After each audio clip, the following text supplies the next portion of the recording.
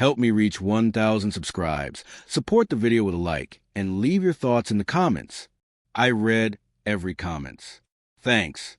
I never thought I'd become the kind of man who memorizes timestamps, pharmacy receipts, and the sound of his own heartbeat in a hospital hallway.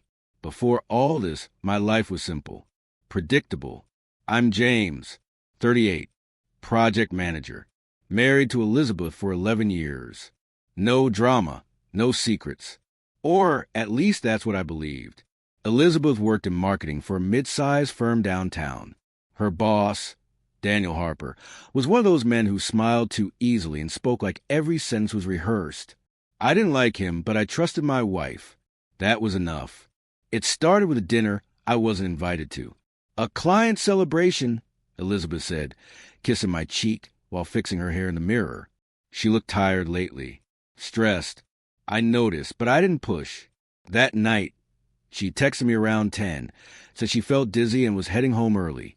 At 11:30, a rideshare dropped her at our house. She could barely stand.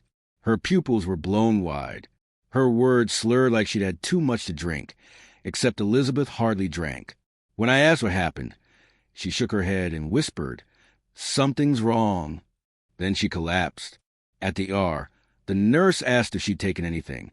Elizabeth looked at me like she was scared to answer. Blood tests came back hours later. Benzodiazepines. Not prescribed. Not accidental. The doctor's voice stayed neutral, but his eyes didn't. Someone had put something in her drink. Elizabeth started crying then. The quiet kind that comes from shame, not pain. She kept saying, "I was careful. I didn't leave my glass." I believed her. I still do. If the story already feels too familiar, tap like so it reaches the people who need to hear it. Elizabeth didn't want to talk about it at first. For days, she slept, woke up shaking, slept again. When she finally spoke, she told me Daniel insisted she stay late to go over numbers. He ordered drinks, toasted her performance. She remembered taking 3 sips. After that, fragments. His hand on her arm. His voice too close. Then nothing until the car door opened at our house. She said she didn't think he touched her.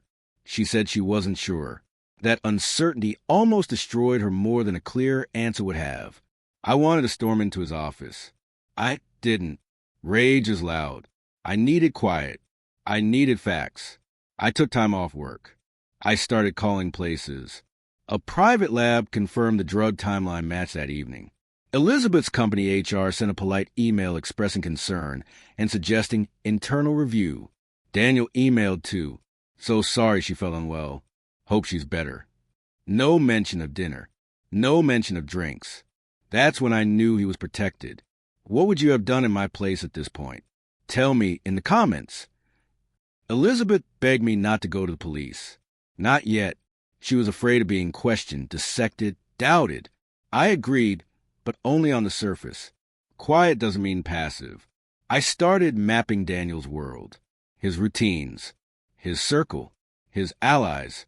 Men like him never act alone. There are always people who look away, who smooth things over, who benefit from silence. I learned about his brother-in-law's real estate deals, his assistant who covered calendars, his friend on the board who handled complaints. At night, Elizabeth would wake up gasping, asking me if I believed her. I'd hold her and say yes until the word felt carved into my bones. I wasn't hunting revenge yet. I was building a case in my head, brick by brick. Daniel thought this would fade, that we'd swallow it. Men like him always do. If you believe silence protects predators, type enough in the comments. By the end of that week, I knew 2 things. First, Elizabeth wasn't the first. Second, if I went after Daniel directly, he'd walk away clean. The system was built for him. So I stopped thinking about him alone.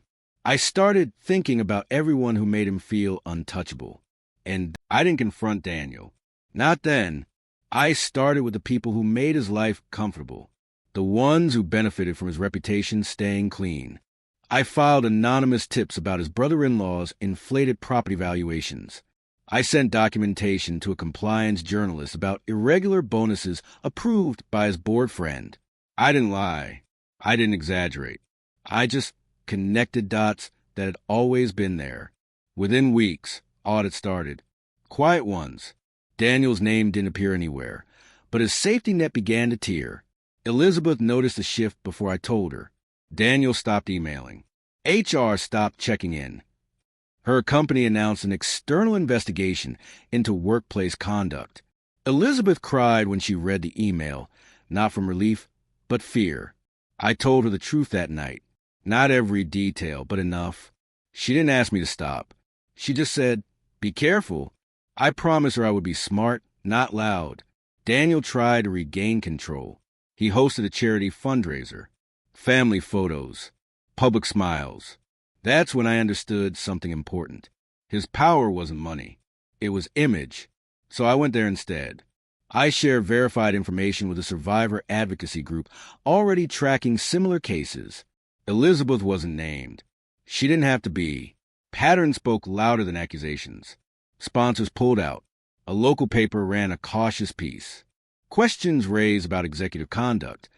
Daniel's allies began returning calls they'd ignored for years. If this story moved you, please share professionally. Stories like this deserve daylight. The final blow didn't come from me. It came from someone Daniel thought was loyal. His assistant resigned and submitted records. Calendar changes. Expense reports. After-hours meetings disguised as mentorship. Daniel was placed on leave pending investigation. His brother-in-law settled quietly. The board friend stepped down citing personal reasons. The house of cards then collapsed loudly. It sank. Elizabeth was offered a settlement, counseling support, a transfer. She declined the money, took the support. She wanted distance, not silence. We moved. New neighborhood, new routines. Some nights she still wakes up shaking. Healing isn't a straight line, but she laughs again. That matters. Daniel was never charged criminally. I expected that, but he lost what he valued most. Influence, access, protection. The people who once returned his calls stopped recognizing his number. That kind of isolation stays. Do you think accountability without prison is still justice? Let's discuss in the comments. I didn't ruin his family. I didn't touch them. I took away the shields that allowed him to hide. That distinction matters to me. Revenge would have been explosive. This was deliberate, controlled, and it worked. Elizabeth asked me once if I felt satisfied. I told her the truth. No, satisfaction implies pleasure. This was closure. Different thing. I didn't win. We survived. And sometimes that's the only victory available. If you stood by Elizabeth's common strength, it helps others speak up. Today, I still keep records. Old habits. But my life is quieter now. Daniel became a warning whispered in rooms he used to own. Elizabeth reclaimed herself piece by piece. And I learned that protecting someone doesn't always mean standing in front of them. Sometimes it means dismantling what threatens them brick by brick, without ever raising your voice. If you found value in this story, like it, comment your thoughts, and subscribe for more real stories about accountability and resilience.